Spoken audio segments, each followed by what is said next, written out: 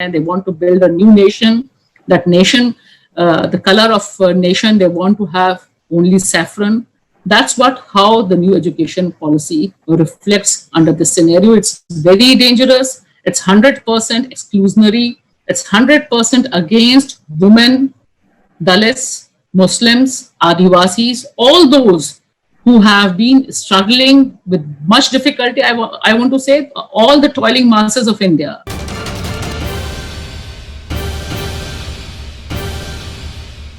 Welcome to you. Welcome to you. We have had sessions and not many things were spoken on that. But when it comes to you particularly, journalism, an in-depth study of the marginalized class, the dalits, the adivasis, the scavengers, and the minorities as well, you have your own perception, your own angle to look at it. And certainly that is going to be critical so far NET 2020 is concerned. And as rightly said, that we are talking about the concerns, the ambiguities within, the vagueness of the policy. So we are certainly in a catch-22 situation whether to go with the policy and what will be the status of RTE Act which is prevailing, and its relation again going top to the constitution of the similar articles and the guarantees given to the citizens of India. So the whole gamut looks a little bit disturbed and confused because there is an attempt and it is established that it is more confusing than bringing clarity in the policy. So without wasting any time, and I hand over to you, the stage is yours. Please. Thank you. And how much time I have? I think you can pull in for 15-20 minutes. Okay, thank you. That's enough? So, yeah, more than, because many things have already come. And first of all, I give thanks to Institute of Objective Studies and the whole team to have this kind of elaborate debate on an issue which is definitely going to change the whole scenario of not only the education, about the whole aspect of learning in India. And just to come to the different points, because before I come to different points, two things I want to mention here very clearly. That why new education policy now? What is the agenda behind? What is the perspective behind? And I think almost who are participating, the driving force behind bringing this new education policy at this juncture is very much clear.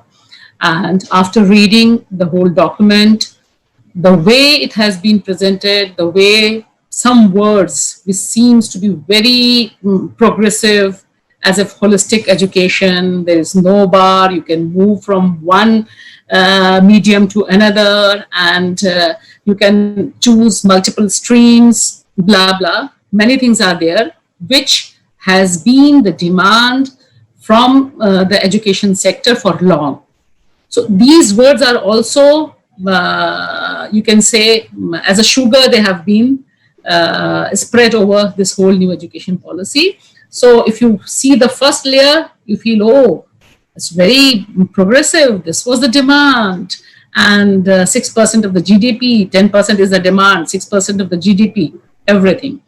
But the basic focus, but I want to say, the way they are turning the country into a different kind of theocratic state, the secular fabric of Indian constitution is under threat. The same thing they want to establish through the education policy, and that's very much clear. We have to have a political connect. This is a political draft of a new India. This new India has reflected on 5th August 2020 in Ayodhya. The same new India is being built stone by stone in this new education policy, and that political agenda, we should not think anything beyond that, because this is a political statement. The way Bharatiya Janata Party, the way Rashtriya Swayamsevak Sangh want India to learn, the way they want Indians to see the so-called glory of our past. And how it is possible? Because it's possible only when you build from this false presumption that so far what has been learned, which whatever has been taught to us, was just a waste.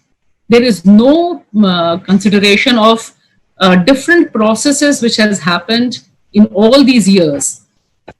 When the education policies were built up and NCRT was there, different kind of textbooks were there, because they want to undo all those things.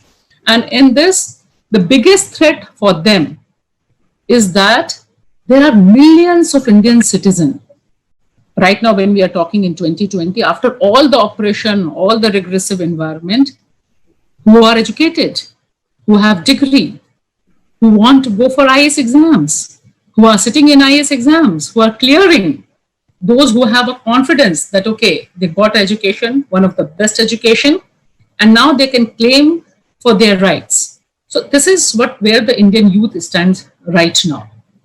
And in this, because my focus is on how it is going to adversely affect the marginalized sector, the minority, the adivasi, the women. So there's no wonder that there is not a single line about the affirmative action. In the policy, there is not a single line about the reservation, how you are going to deal with it. So you find that the attack is very clear. They don't want the people from the marginalized sector, the women, the Muslims, the Adivasis, that their children should go and get a better education. A lot of sections are, and before that, the whole process, there's a parliament. Still, we have a parliamentary system. Why not? There is any debate. It was not placed in the parliament. It was not discussed in the parliament. So this extra route that, okay, we are the supreme, we are the king, and we want to bring this change, and we will bring this change. So this also, the way the education policy should have been discussed thoroughly at the different layers. It has been a precedence, it is a rule that you have to discuss with the different multiple stakeholders. But you find that this process is completely wiped out and there is no question about it. So first thing this, and then as I was saying that what they want to achieve, I want to just put in brief in that first thing I said, they don't want to see a people, a person, a student from a marginalized, from a poor section to get into Central University Institute of Prestige, because now you find that 50,000 institutes, they have reduced to 15,000. And it's just one go. And you say that all the colleges who have less students than 3,000, they will be either merged or they will be closed down. So that sets the agenda. All the schools where the children are not in good number, we know the government from last, you say from 7 years or from last 1 decade, the complete shift from the education from the government sector to the private sector. There are schools where the students are going, but we don't have any teachers. Teachers are already in a very miserable condition. We have very poor ratio of student-teacher ratio. Now that has been used as a weapon to use against the people who are marginalized, who are living in the rural education, rural area. You see what they are saying, that if there is no students, if there are less students, there are no students, then those colleges, schools will be merged. They will be moved to the better cities. And while doing so, it's 100% exclusion for a woman. If I am studying, my child is studying at the some gram panchayat level, some kasbah, it's almost impossible for me to send my daughter or my son to 200 kilometers away or 100 kilometers away, or to make that kind of arrangement. So it's 100% exclusion for the person who are not well off.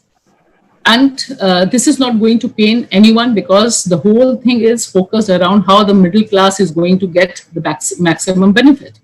And my strong reservation on the whole concept of the mother tongue, because when the children know better English, better thing, they have a global aspect, they can move. We have seen many children in the recent past how they have been going to global universities, they have been applying, they have been coming out with the bright colors, and they have a different world for them. So now when you make it show that, okay, till 5th the mother tongue is there, till 8th it's optional, and instead of focusing on education at the doorstep, now you are making education for the market. And we know how Ambanis are moving into education. That's why the whole focus, be it with the 15th August speech of Prime Minister, from that also we get a point that how the whole push is on online education. The schools, the whole learning process, now you are moving towards the online. And who are those students who are getting online? Still now, when during the lockdown, when the schools are closed, universities are closed, everything is closed, the education system. How the student of marginalized community, the poor, the rickshawalas, the scavenger, the working women, how their children are studying. We know there are many cases of suicides where the parents who are not able to arrange a smartphone for their children are forced to go into depression and committing suicide. So this whole push at this juncture, when the economy is in completely broken down situation, when there is no job, there is no employment, at that time when we find that this kind of education policy is being pushed, the agenda is very clear. The agenda is that those who have money, who are from the dominant caste, who are from the dominant background, their children should go for better education. That's why the degree has been made. At the higher education also, you will find that how all the entrance exams are being clubbed. And then one is going to give you degree, one is going to give you honors, one is going to give you only diploma. And there is the way the exit policy and multiple level entry and the exit policy is designed, to whom it's going to serve. If a student of a poor background is going to get into it, is not able to manage, definitely there is an exit. You take one diploma, and the diploma definitely, we know that diploma is not going to stand anywhere. Neither he or she is going to claim for a job after showing that diploma. So this is a very they have designed it in a very organized manner. They have a full planning.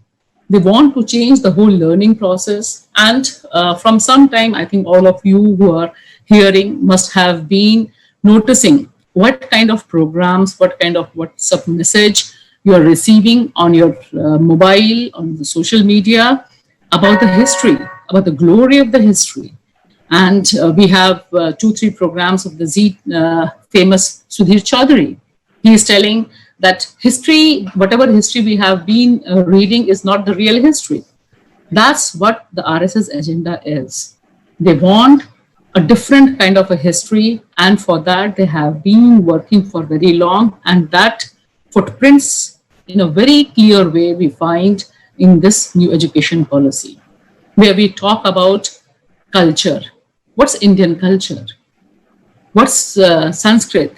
What's the whole language concept means? We very well know that when we talk about Indian culture, what Indian culture is. It's the same Manuvadi culture, where the women have no place, where Dalits have no place, where minority has no place. So there is, I can't say that this is they have made just in a hush-hush way. It's a very organized, subtle way of new education policy, which want to exclude the whole secular, multi-layer, beautiful Indian culture from the education sector. And at the same time, it's a huge, open, private thing, the education you can buy. They're talking about that, okay, if you are moving, clubbing the schools, then the school will have a right to fix about their whole economic structure, about the fee structure. And at the same time, they are asking that the private and the philanthropic organizations will make a tie-up. Who is this organization? We all who are sitting here, we know that how they are trying to put the RSS run schools. We have so many Shishu Mandirs across. But now those Shishu Mandirs were not having that seal of the government or the authenticity. Now you will find that the whole roadmap for the Indian education system will go through these structures, through these scrutiny. So I think that's a very important thing which I feel that we have to focus on. We should talk in detail about it. And one more thing I just want to say that seriously it's going to hurt the specialization. And another point, the way vocational education or vocational knowledge is being stressed from class 6, that is directly 100% linked with the caste structure, the caste mindset. That after having a basic knowledge, a plumber's son should exit and go get the education of the vocational. After having a class 6, because this much education is needed, class 6, so that you can spell out your name, the market, the companies can hire you. So this is an entirely different spectrum which is being built, that from class 6 onward, there is a focus that vocational education becomes an option. We know we are talking in India, we know what are the recent present hurdles in education system. The whole education has moved so far that it has to reach to the doorstep of the person, student. And we have seen, we are sitting in Delhi. Delhi also seen that how when you push a little, you give a little push, focus on the education, government schools, the students come out in flying colors. But this is exactly the reverse thing. And the worst hit definitely will be the marginalized, the women, the Dalit and Adivasi students, because it is not, they are not in the RSS agenda or the right-wing agenda that they should be educated, they should have doctor, they should have doctorate, they should reach to the top. Right now, they are suffering from this thing that, okay, the PM's degree we don't know, but we have so many degrees of other people who are coming out and claiming that I have a doctorate, I have done my engineering, I have done my different things. So the push to, whenever there is a push for a private sector, and in this education policy, if you have to name, it's 100% based on the exclusion and pushing the private agenda along with clear-cut Hindutva ideology, where you are talking about that kind of a glory which existed or not existed, we don't know. There is no need, and there is 100% going away, withering of the rational and scientific ideology, which has been the focus point so far. There are multiple levels which we can talk. It's a very, and we have so many experts also who have been speaking about it. But to set it in a political spectrum, that's how I see this education policy should be seen. It is the same thing, Naya Bharat, Naya Vidhan, Nai Shiksha, Naya Rashtra jo viksit karna hai. They want to build a new nation. That nation, the color of nation, they want to have only saffron. That's how the new education policy reflects under this scenario. It's very dangerous. It's 100% exclusionary. It's 100% against women, Dalits, Muslims, Adivasis, all those who have been struggling with much difficulty. I want to say all the toiling masses of India, those who are working class, who want to change the future of their children, who want their children to get the education and at least have a bright future, their all dreams will wither away with this. Thank you.